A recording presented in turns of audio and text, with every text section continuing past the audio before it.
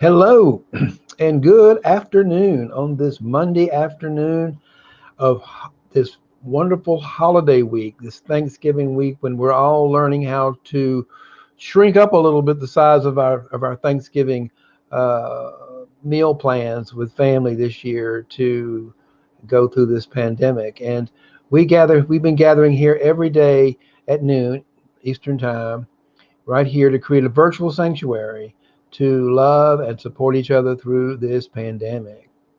And last week I came up with this idea, and I hope that people will take me up on my offer. But what I do for a living is I teach people how to apply the wisdom teachings of Jesus, really, to solve financial problems, any kind of problem. But I'm in the world of money, so to specifically solve financial problems and to create wealth. And what's wonderful, once I understood this, when you realize how to apply these very specific uh, steps, if you will, or techniques of how to navigate this world from Jesus, from the wisdom teachings that are sort of rarely known by a lot of people.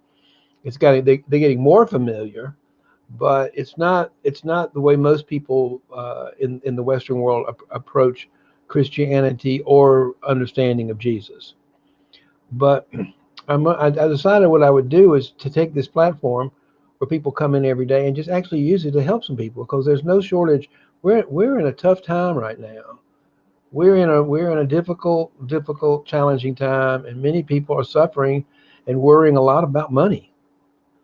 And if we're creating a sanctuary here every day to help people to love and support people through, this is one way I thought I could love and support people through this pandemic is to help them literally solve some problems and show you what I do and how I use the wisdom teachings of Jesus to actually to solve your financial problems. But I got to say something really very interesting is since I've started doing this, people have been showing up. I don't know what that. Maybe they don't want this help. I don't know, but I'm going to do it the rest of the week, whether you show up or not. I'm going to still put my ideas out there to the group because I think that there are a lot of people. I know there's a lot of people. I know for a fact there are a lot of people who are worried about how they're going to get their food and how they're going to pay their rent and how they're going to pay their mortgage and all these things. So the money is a big obstacle of worry and fear right now. And I thought if I could use this platform as a way to, and that's what we do every day, is to how do we calm down the worries and the fears we have that are so particularly so elevated right now with COVID-19. So as I always do, please type your name and say hello in the chat. Let me know you're here.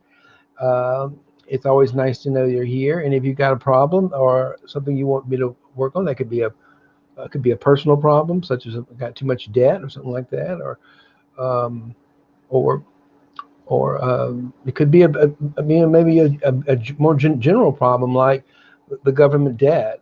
We could tackle that as well. There's no problem. There's no problem in the world we cannot solve using the wisdom teachings of Jesus. He was very clear in teaching us, and it's very clear in teaching us how to navigate through this world. And it's a lot of it has to do with, that's my dear friend Rohit. I was wondering where everybody was. Glad you're here. I'm glad you're here, Rohit, because I feel like I've been talking to a vacuum the last few days. Particularly since I came up with this idea to start sharing with people how to actually. I thought I was going to add something that people might attract people because they want some help with this. But I don't know, but maybe talking about money makes people feel a little too vulnerable. Again, I hope this place is a sanctuary where people can talk about their fear and talk about their worries about money in a safe place that they're going to be listened to and actually get some help. I mean, I'm sincere about this. So if you're listening to the replay, please come back tomorrow and bring your problem with us. And like I say, I'm going to be doing this for the rest of the week. Hey, Michael, how you doing? Nice to see you. Um, what we're doing today is we're solving financial problems live and in person, and then we're going to meditate because part of solving the problems, as you know, includes some meditation because that's where we get the that's where we get the solutions from. Quite frankly, is that deeper in that infinite intelligence within us that can solve anything. And certainly can solve any financial problems. But right now, what we want to do is we want to try to eliminate some of the suffering in the world right now during this financial crisis. So if you got something you'd like to solve, or maybe it's a bigger problem in the world that you'd like us to work on today, let's get busy with it. Let's see if we can't solve it and see if we can help people learn how to do it for themselves, and also how to, to come into the holiday feeling from a place of gratitude and joy for what you do have without worrying about how you might have to pay for things that you're concerned about.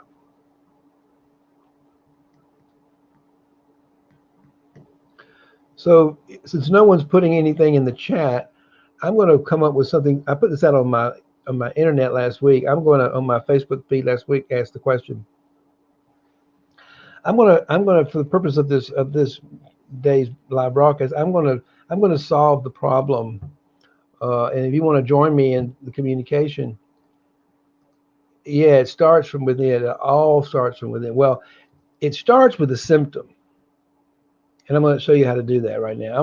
We're going to solve. Somebody put in a asked this question. Said they wanted to solve the problem of government spending, and so I asked the question. I said, "Well, what's the problem with government spending?" And they almost got a little angry with me because I was like, about being. I said, "No, but what's the problem with government spending? Really, seriously, what's the problem with it? Because we actually give money to the government through our taxes for the purposes of spending. So just to say government spending is a problem, I don't know what the problem is because that's part of their role as being elected into office is to spend the money we send them to spend that money. That's what it's there for. So that's not the problem.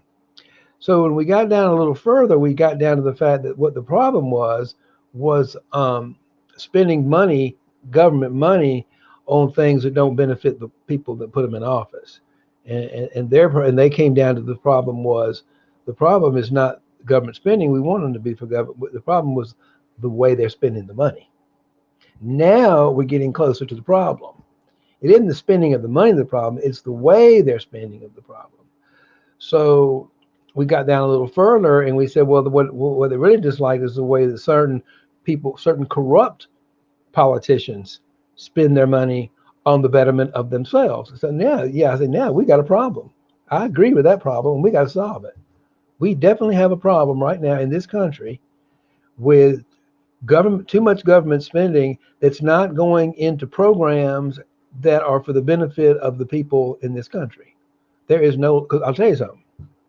We got more money in our coffers than we got plenty of money in the coffers to take care of some of the real interests of the people in this country, such as healthcare and education, and even right now the need for stimulus. I mean, these are external problems and the people are having. So we've got a real problem with the fact that we've got, but what the problem is not, it's not that is we got elected officials. We keep electing people into government officials with the power of the pocketbook in their hand, who we know are corrupt. We know they're corrupt.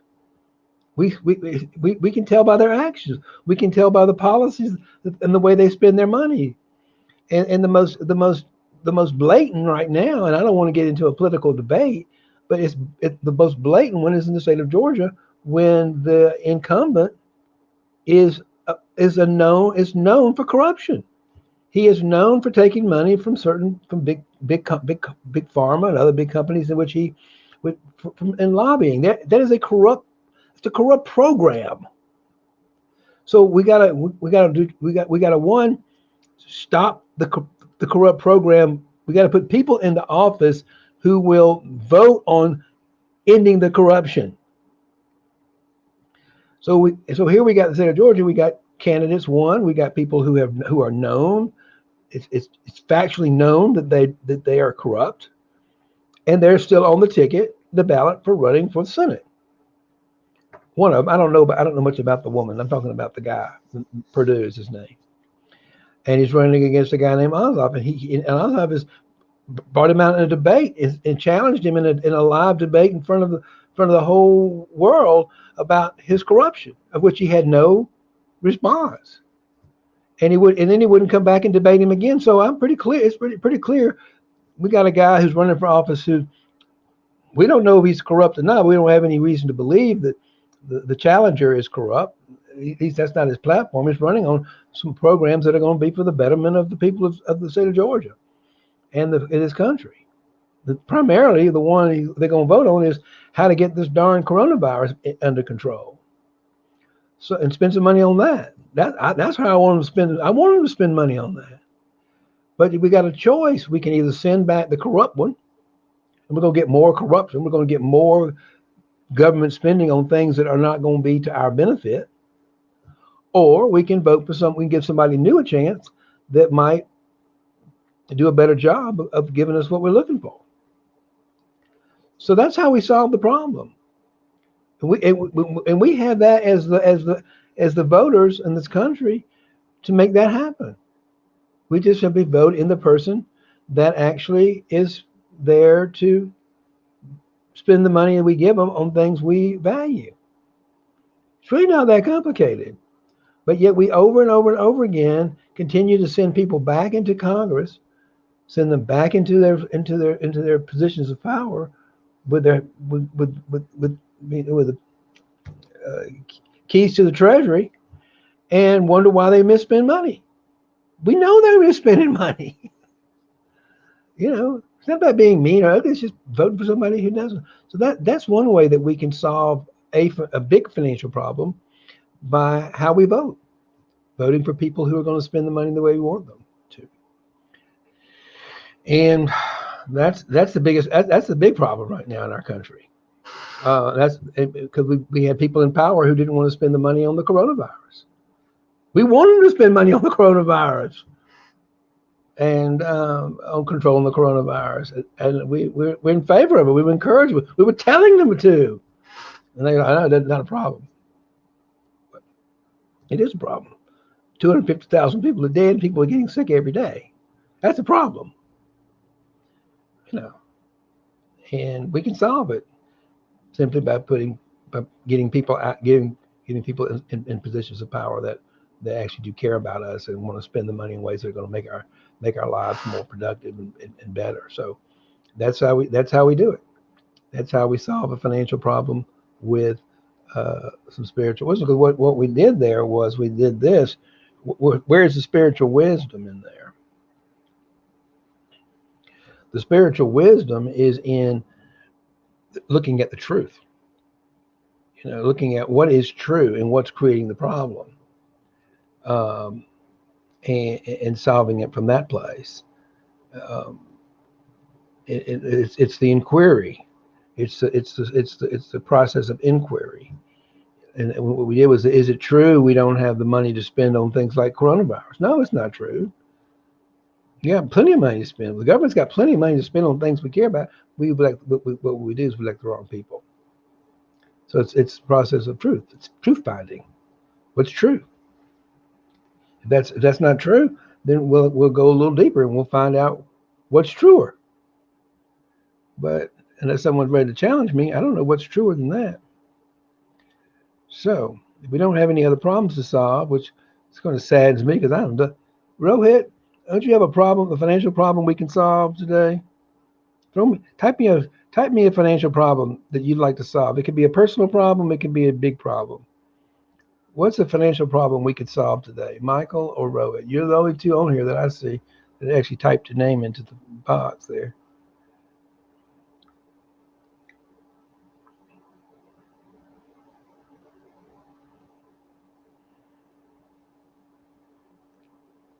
If not, I'm gonna read a little piece from Cynthia Bourgeau.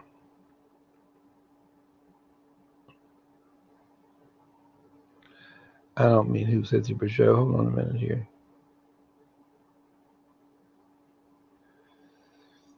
Here we go. This will be good because this is contemplative responsibility. Let's see if this, unknowing to me, I just pulled this out. This was the meditation that came in this morning in my box from Richard Rohr, and it's a piece about Thomas Merton, contemplation and action. I haven't read it yet, but it's called contemplative responsibility.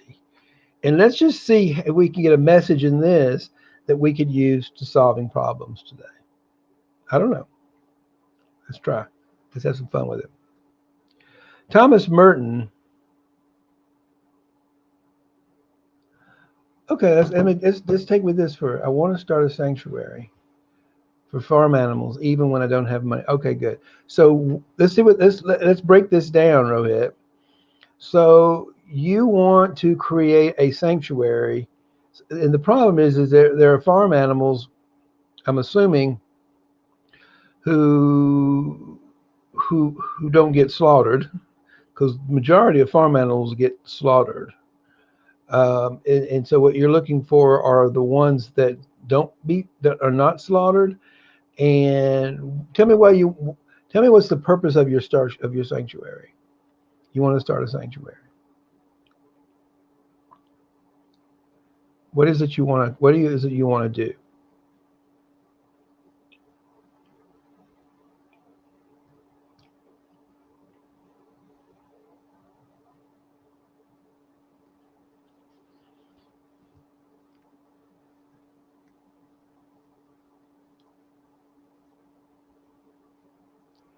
Because there's a lot of ways you can participate.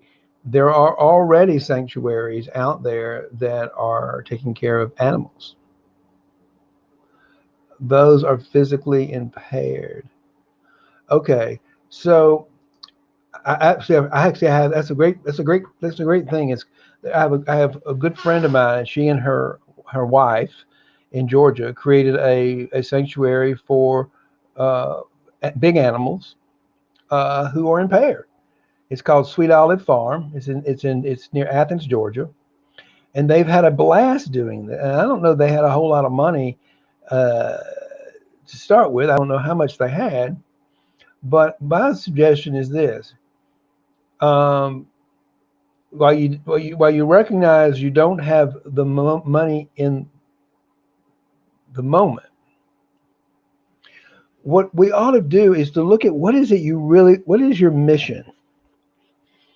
Is your mission to start something, or is your mission to actually create a sanctuary for, or be part of, or participate in the sanctuary for uh, animals that have been hurt, so they don't get euthanized?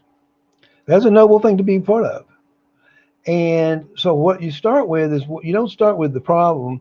You start with the solution. So what's out there now? Are there some already that you could learn from, and that you could maybe support. Maybe you don't real maybe your really heart-centered desire is to help the animals. So maybe there's a place now that you don't have to start from scratch, because there may already be existing, is to go out and find some that need help. Need you to come physically help them, and then maybe you could go volunteer to be a part of their program. Or maybe there's some other people out there that are looking to do something very similar. So then you can create a consortium. You can create a group of people who want to create a sanctuary for animals. Um, and then once you have a clear picture of what it is you want to do, and you begin to put it out there into the universe, and it's going to make the life better, for the world better, for life in general, which it will be for everybody if we're taking care of animals. Then you can find the resources. But I think you have to start with doing some homework to find out exactly what you got, what's available already, certainly go on to Facebook and look for Sweet Olive Farm in Georgia, and they have a Facebook page. You can join the Facebook page. They're always looking for some support, and start with learning from people who've already done it before you. I mean, you're there in Georgia. You're here in the New York area, New York, New Jersey area. So look around. You're not going to be much help to them, but we might need something similar to what they've done in the state of New Jersey or the state of New York. So you look at what's already been done and you see what you need to do to replicate it in some way. And then you start Googling around and finding maybe there's already some sanctuaries that do something similar to that. You start with what you know, and then you work out from that place, and you find that people who are influenced on it. So that's how I would start with it. You don't really have a money problem yet until you got something you need the money. You're really clear about what you need the money for. So I love what you're doing, and I'm really in favor of it. But that's how I would solve it. Does that seem good? Does that seem like it would work? Great.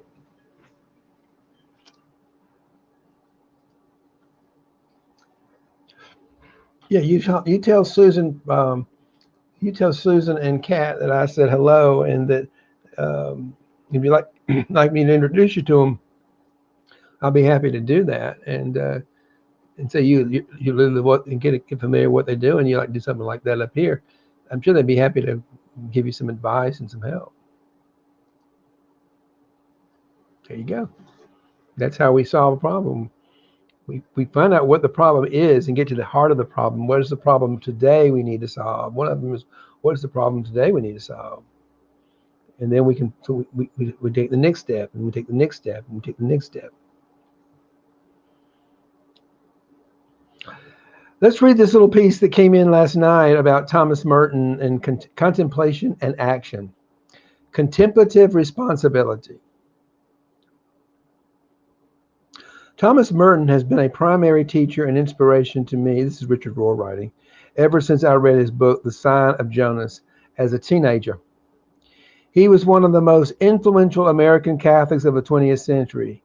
It was Merton who reintroduced the Christian contemplative tradition to the Western Church in the 1950s and 60s. By living a contemplative life, Merton grew up in love for God and all of God's children and creation. So much so that he became committed to doing what he could for the common good. Amidst the societal disruption of the 1960s, it was not enough for him to simply pray. He also devoted himself to action, writing, collaboration, and teaching though he never lost his deep yearning for solitude and contemplation. As Merton began to seriously wrestle with the injustices plaguing the United States and the world, he published Seeds of Destruction, a book urging Christians to reflect on their moral responsibility to take a stand on issues such as racism, war, and poverty. His words speak to our moment as well. The contemplative life is not and cannot be a mere withdrawal, a pure negation, and a turning of one's back on the world with its suffering, its crises, its confusions, and its errors. See, that's exactly what I'm doing today with this, with putting contemplation in action by solving your financial problems. We can't just put our head in the sand and say we're going to kind of spiritually bypass what we're currently going through. We're going through some really tough times, and people are really concerned about how they're going to feed their families. I mean, I can tell you right here in New Jersey, not even 10 miles from where I live, 5 miles maybe, where I go to church, St. Luke's Church. We've got Tony's Kitchen there. They were putting out 3,000 meals a day to the homeless a week. I'm sorry, 3,000 a week to the homeless here in Montclair. And since COVID-19 came around, they're putting out almost 25,000 a week. So that's contemplation in action. They are actually solving the problem of the hungry.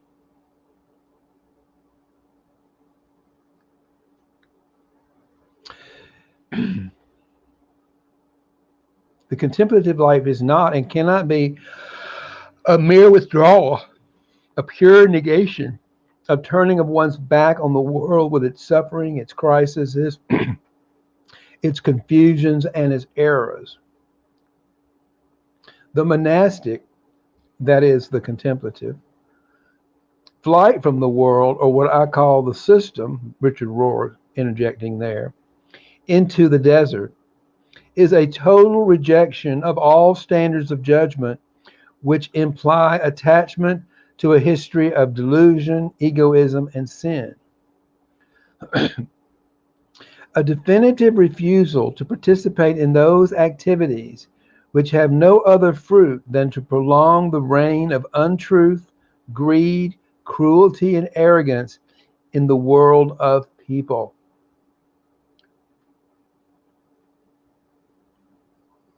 The freedom of the Christian contemplative is not freedom from time, but freedom in time. It is the freedom to go out and meet God in the inscrutable mystery of God's will here and now. In this precise moment in which God asks humanity's cooperation in sharing, I love this. In this precise moment in which God asks humanity's cooperation in shaping the course of history according to the demands of divine truth, mercy, and fidelity. Does that kind of match up to what we just spoke about? We cannot, by the way, sort of ignore the political scene right now. Remember, I'm a Christian contemplative. I'm a Christian mystic. I follow the teachings of Jesus. Jesus was executed, politically executed by the Romans and the Roman Empire for being an outspoken leader, a revolutionary leader in non-resistant and non-violent resistance against the empire. That's what we're doing here. We're using this platform as a place to bring in our contemplative practices, put contemplation into action, if you will, in resistance to the empire's unjust, unequitable practices. And one of those things is corrupt politicians. They exist. That's real. But they only get there because we put them there. Okay? So let's take some ownership for our participation in the problem, and then we can take some ownership in the participation of the resolution. So we're being asked at this precise moment by God, by the divine within ourselves, for our cooperation in shaping the course of history according to the demands of divine truth, mercy, and fidelity. This is spiritual wisdom. This is what we're doing here. Therefore, it seems to me to be a solemn obligation of conscious of at this moment of history to take the position which are, it seems to me, in vital relation with the obligation I assumed when I took my monastic vows. To have a vow of poverty seems to me illusory if I do not, if I do not in some way identify myself with the cause of people who are denied their rights and forced, for most part, to live in abject misery. I'm going to read that again. To have a vow of poverty seems to me illusory if I do not in some way identify myself with the cause of people who are denied their rights and forced, for the most part, to live in abject misery. And those are the people who are paying their little tax, what little bit they may have in tax dollars, and getting absolutely nothing in return.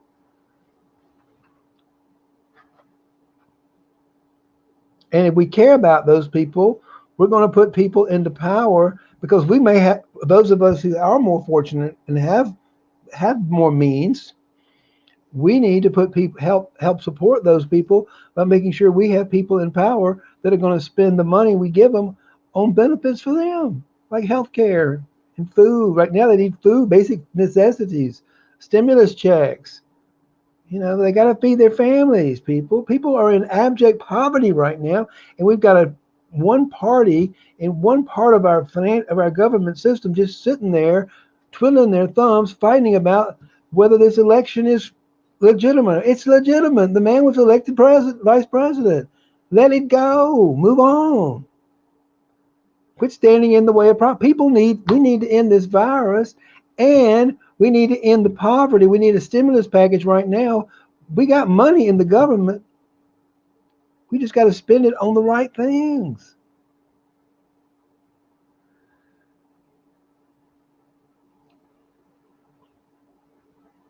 To have a vow of obedience seems to me to be absurd if it does not imply a deep concern for the most fundamental of all expressions of God's will, the love of God's truth and of our neighbor. How can you do things like vote from a place of love, from a place of compassion, from a place of truth? How can you do that? How can you help us solve this problem with people starving and people hungry right now and people going without money? We have a really great opportunity right now in the state of Georgia to put some people into place and kick out at least one person I know who's absolutely corrupt. I can't speak about the woman because I don't know anything about her. I honestly don't know anything about the woman, but I do know this about the Republican Party. I can't think of one single bill.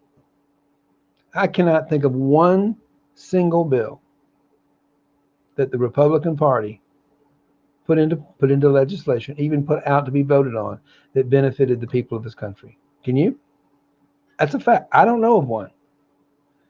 The only thing that they went completely crazy about was this tax bill, which just benefited rich people, and that's a known fact. They're trying to end health care. So I want people in power that are going to help. I want people who are going to stand up for these values. And so it's not about being quiet and saying I do get into political matters because I care. It's absurd to think we can't talk about politics in this container, and some people got all excited because we can. We're talking about solutions. We're talking about solving poverty, solving hunger, solving corruption, so the money gets into the hands of the right people. That we give them. Of course we can. That's what contemplation and action is all about.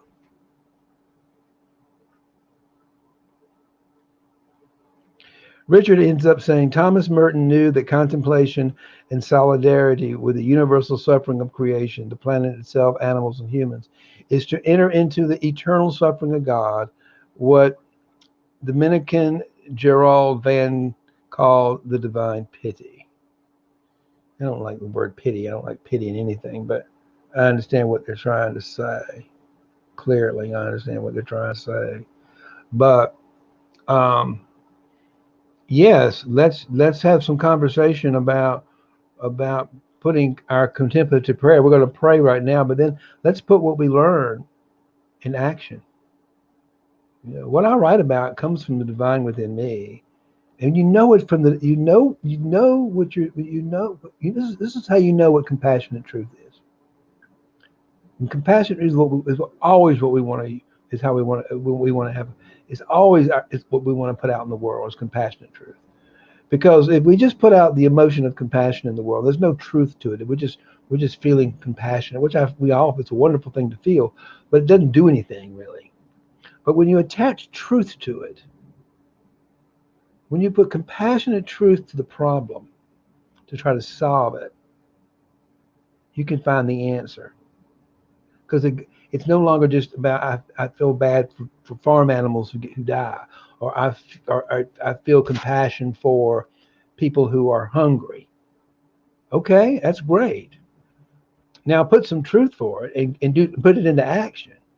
Not only do I feel that it's wrong, but I know how it got there, and I'm going to do what I can to put my compassionate truth into action to make something happen. And truth, because I got to tell my truth. Well, if you tell your truth without compassion, it's just an opinion, and that's often mean. But when I add compassion to truth, when I tell my opinion from a place of compassion, meaning that from that place of compassionate truth, there is no thread of what I'm going to say is going to put me into a superior position over you. That doesn't mean I don't do that, because I'm human, and there are times when I do, my ego is in there. But when I try to, and you're welcome to call me out on that here particularly, I'm aware of it, and I do make every effort in what I'm writing and talking about. It is for the betterment of the world. It's not put Martin Coward in some like I'm smarter than you or I know better than you or any of that kind of stuff, because that's absurd. I don't know anything that you don't know, but I do care about my brothers and sisters, and I care about the fact that people have lost loved ones and people are hungry, and that's my compassion. And then we talk about the truth that there are some things we could actively do to solve that problem. So I hope that was of some value to you today, and teaching both how we begin to think from a place of the divine within ourselves, that creative aware mind. So let's meditate. Let's meditate today. Um,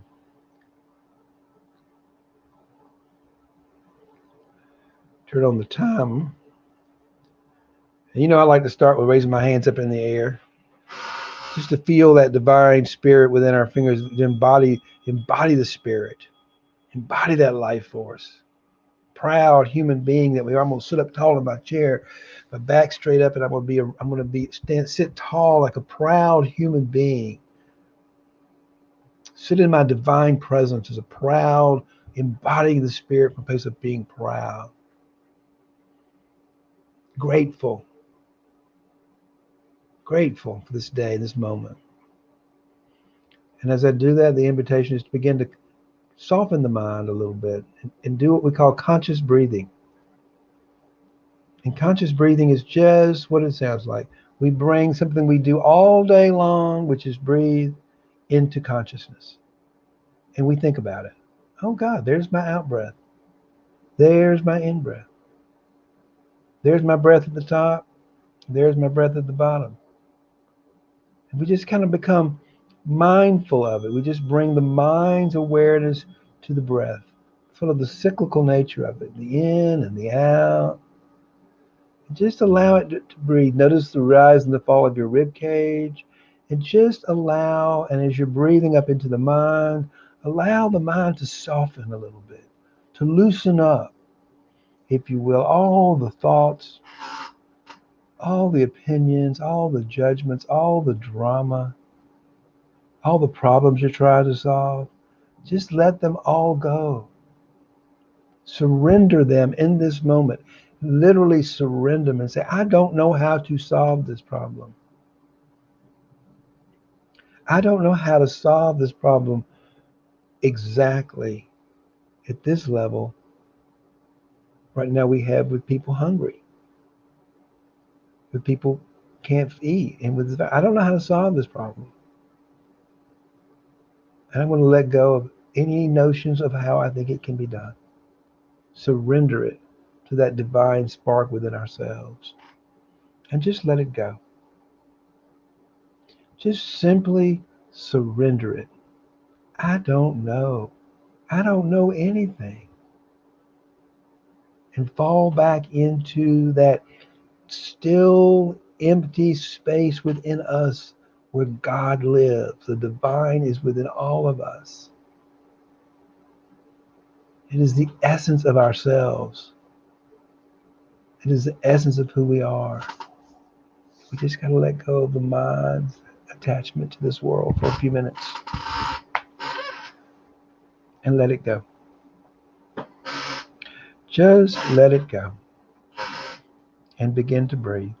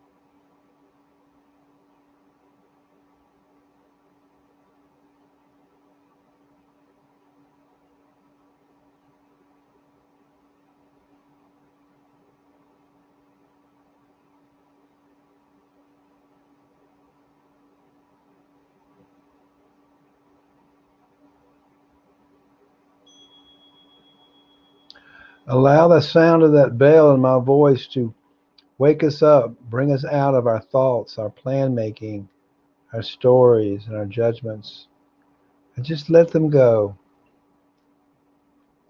and fall back into the stillness of unconditional love.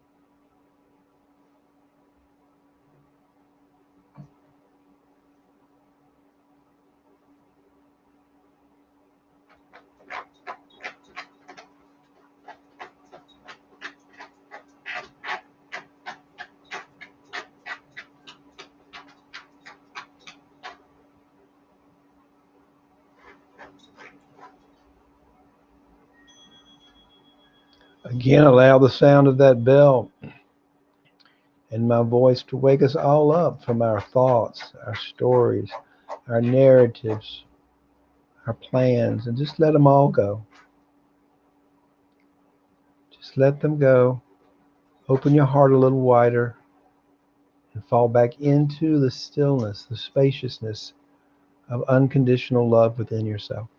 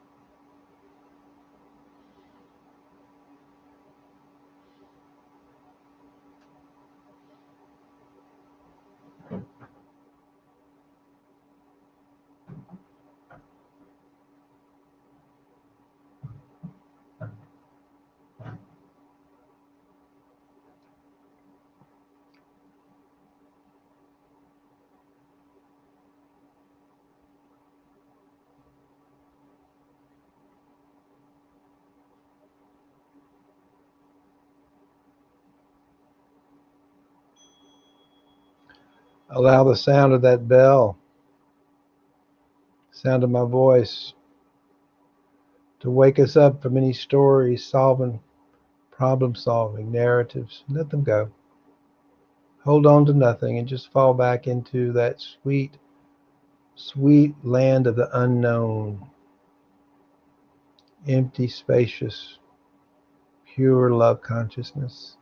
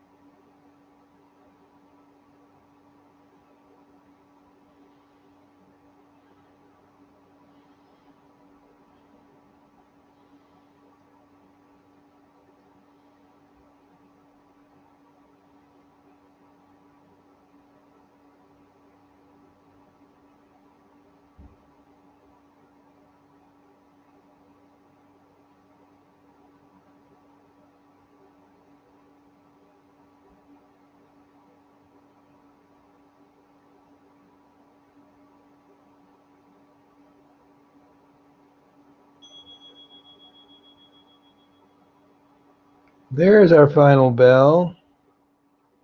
Welcome back. How you feeling? I want to share a little thing. I don't know.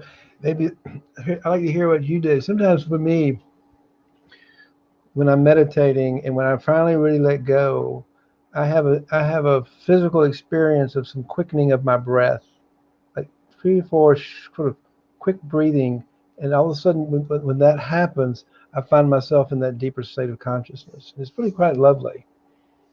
And I'm just curious, as we're all learning this together, how to get deeper. I'm just curious from hear from you, Rohit. I know you've been a student of sitting in meditation and prayer for a long time.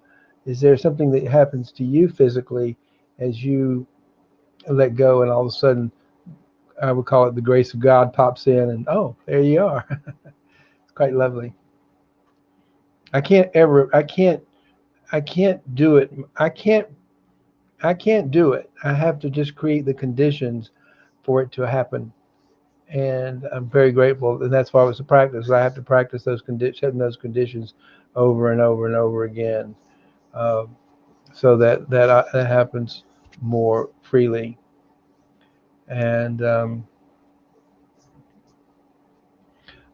whether I'm leading it for myself or someone's leading me, I had the great joy of having someone lead me last week through an afternoon, through a meditation one-on-one, and do some work. And it was just such a joy to hand over the reins to someone else and let someone else guide me into those deeper realms of truth that we have within ourselves for some guidance. So we're all in this together, and I'm so grateful for you being here today. And again, we create a sanctuary to put contemplation into action, to talk about the problems we're having in the world and how we solve them and how we use the wisdom teachings. I specifically use the wisdom teachings of Jesus. And